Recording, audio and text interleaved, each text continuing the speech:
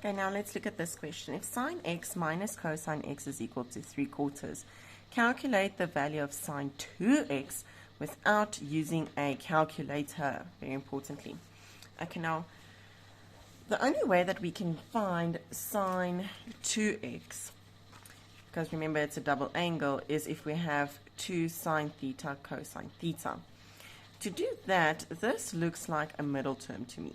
And the only way that we can have a middle term is if we have a trinomial. Now, we do not have a trinomial in this case. So, what we want to do is we want to create a trinomial.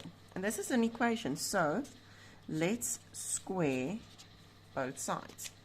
Now, very importantly, you guys are supposed to know this by now. If you do the short method, this does not mean square and square.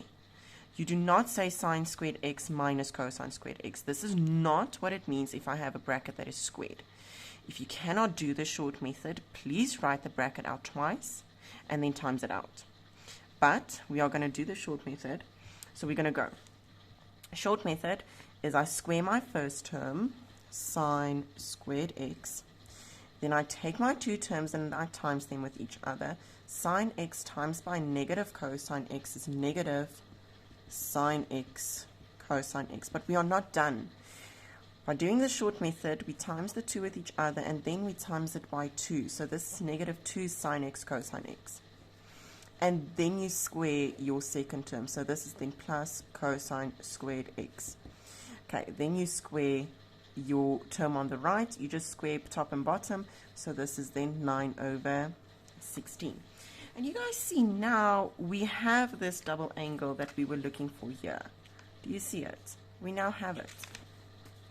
Okay, now the other thing that I also see is that I have a sine squared x plus cosine squared x.